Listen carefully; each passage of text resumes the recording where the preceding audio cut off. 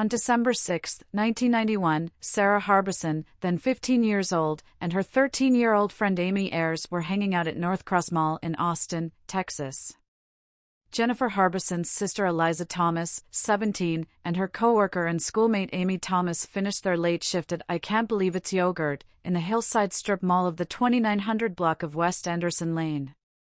To help shut the store down, Sarah and Amy traveled the few blocks to the yogurt shop from the mall around 10 p.m. All four girls had plans to go to a slumber party after the business closed at 11 p.m.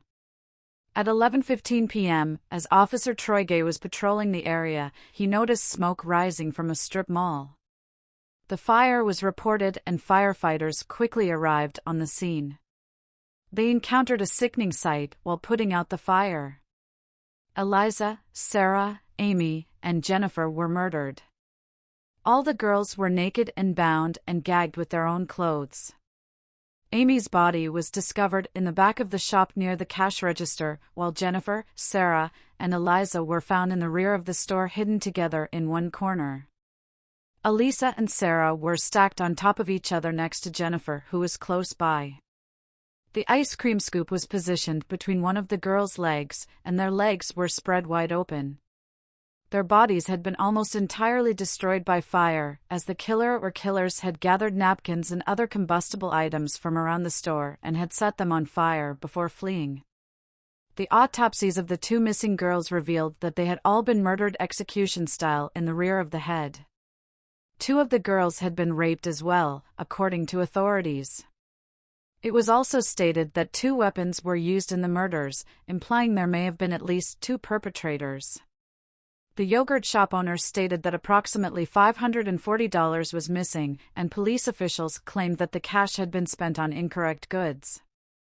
Despite a lengthy police investigation by John Jones, the region's lead detective, and Mike Huckabee, numerous suspects, and a furious community, these grisly murders have yet to be solved. From the start, there were several problems with the investigation. To begin with, the firemen who responded to the call performed their duty and potentially destroyed crucial forensic evidence in the process. Austin had no forensic personnel until after 1993, when it finally opened its first fingerprint unit. Furthermore, on that night, only one homicide investigator was working throughout the city's police department. Jones and Huckabee had more than their fair share of suspects, no matter what the department's shortcomings. As allegations poured in, the phones at police headquarters rang constantly. When investigators were confronted with 342 suspects and dozens of false confessions, they understandably felt stressed.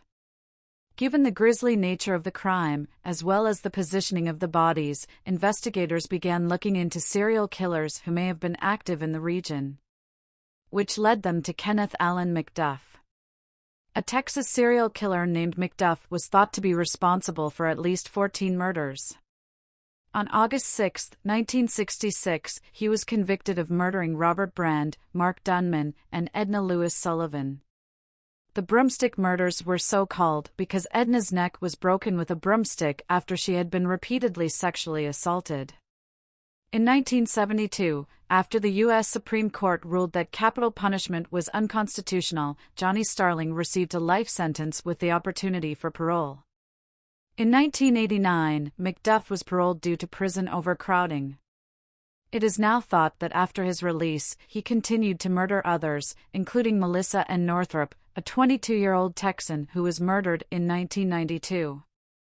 After years of evading arrest, McDuff was arrested and sentenced to die in 1999. In 1998, on the day of his execution, McDuff admitted to the yogurt store murders. If he thought his last-minute confession might save his life, he was sadly mistaken. On that day as planned, his death sentence was carried out. The authorities looked into McDuff's confession after his death and ruled him out because fingerprints and hair obtained from the yogurt shop could not be linked back to him. The investigators were sent a lead on Maurice Pierce, a teenager who was seen at the Northcross Mall with a gun on the night of the murders. The 16-year-old was observed at the Northcross Mall with a firearm on the same evening that Sarah and Amy were hanging out there before going to work at her parents' yogurt shop. It was a .22 caliber handgun, which is also one of the weapons used in the murders. However, when Jones and Huckabee questioned Pierce along with the three pals he was with at the mall, Michael Scott, Robert Springsteen, and Forrest Wellborn, nothing emerged from it. After the gun was examined, ballistics proved that it didn't match the murder weapon. Similar to McDuff, no fingerprints or hair were found at the crime scene that was linked to any of the four teenagers. The investigators eventually moved on. With no arrests following the years, it was handed over to new investigators. Then, in 1999, four suspects in their 20s, Forrest Wellborn, Michael Scott, Robert Springsteen, and Maurice Pierce, were arrested for the murders. They were the same people who had been interviewed 8 days after the girls perished and released since there was insufficient proof. The police solved the murders of 6 young women after one of the suspects, Michael Scott, admitted to them. And he wasn't alone. Robert Springsteen also confessed to murdering 5 females and raping one of them. The cops were certain they had their killers as a result of the admissions. The cops always believed that the group had planned to burglarize the yogurt shop. Scott, Springsteen, and Pierce entered the store as Wellborn waited outside and acted as a lookout. Something went horribly wrong during the heist, however, and all of the women were murdered. The authorities twice attempted to indict Wellborn for the murders, but they lacked the evidence to connect him to the crime, so all charges against him were dismissed. Due to a lack of evidence, charges against Pierce were also dropped. He was widely regarded as the mastermind behind both incidents and subsequent deaths, therefore this was particularly distressing for law enforcement and victims' families. The yogurt shop murders were tried separately for both Bruce and Scott, who were convicted of capital murder. Both Springsteen and Scott were sentenced to death by lethal injection, which was permitted even after the Supreme Court's 1972 decision because Texas had introduced a new death penalty law. Michael Scott was handed 99 years in jail. Springsteen and Scott were exonerated, albeit after a long legal battle. However, not long after their trials, serious concerns emerged suggesting that Springsteen and Scott may have been innocent. To begin with, there was no physical evidence connecting either of them to the crime. In addition, both men claimed that their admissions had been coerced.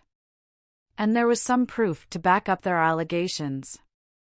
After he allegedly extorted confessions in an unrelated case, one of the detectives on the case was transferred. A photograph also surfaced showing another member of the Austin Police Department pointing a gun at Scott's head during his interrogation. In the years following, both convictions were overturned when it was discovered that they violated Springsteen and Scott's Sixth Amendment right to confront their accuser. Scott and Springsteen's confessions were compared against one another during the trial, but their attorneys never had the chance to cross-examine the accuser. As a result, their constitutional rights were found to have been infringed upon. Later, in 2008, DNA testing was used on the evidence collected at the scene to confirm that none of the men suspected of committing the crime matched Scott and Springsteen or any of the other individuals. Even though Rosemary Lemberg, then Travis County District Attorney, was confident that Scott and Springsteen were guilty in the yogurt shop murder, the men would not be re-prosecuted until the unknown male linked to the DNA evidence was identified. Most of the authorities still think they had the correct 4 men all along, and that a 5th individual must have aided in the crime's execution, accounting for the perplexing DNA evidence. But according to Scott and Springsteen's defense attorneys, who believe there was no 5th man, the notion of a 5th person is preposterous. Some of the experts, investigators, family members, and armchair detectives who have looked into this case believe that the killers were in fact 2 yet unidentified clients who came to the yogurt shop at closing time. The cops questioned 52 customers who visited the store on the day of the murders, but no 2 men who witnesses said were there at closing time have ever been discovered. 2 men were spotted seated in a booth not looking like they were about to depart anytime soon by 2 clients who departed the store just before closing. The guys may have ordered a drink. At least one of the consumers then observed Jennifer lock the front door and post up the close sign to prevent any more visitors from coming while she and her coworker finished up at the business.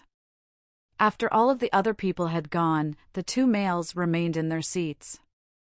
One has lighter hair, maybe like a dirty blonde, and is about 5'6", in his late 20s, early 30s. The other is described as a bigger man. Both were wearing larger jackets, one had a green coat, the other had a black jacket. To this day, neither of these men has been identified. In the end, it's debatable if robbery was ever the underlying intent in this case. Given the paltry sum of money taken and the high degree of violence, it's hard to imagine these murders were caused by a robbery gone wrong. It's more likely that the murder was sexually motivated and the money was taken as an afterthought. One of the girls may have known the shooters, or maybe Sarah and Amy were followed from the mall to the yogurt shop. Regardless, it is doubtful that Springsteen, Pierce, Wellborn, and Scott had anything to do with the murders. The key to solving this case might be found in connecting DNA evidence discovered at the scene to the two male customers seen by witnesses lingering in the yogurt shop after closing hours. Who do you think is to blame for the Austin yogurt shop murders? The 1991 yogurt store murders shattered Austin's innocence. The mayor dubbed the crimes the crime that robbed Austin of its childhood. Residents were concerned about the safety of their city after seeing 4 young girls, all with their futures ahead of them, murdered violently and suddenly. The "I can't believe it's yogurt" store became a nail salon, but an inscription on the parking lot beneath an ancient oak tree honors Jennifer Harbison, Sarah Harbison, Amy Ayers, and Eliza Thomas, and reminds everyone who goes by that justice has yet to be served. If you have any information that could assist in solving this case, please call 512-472-TIPS.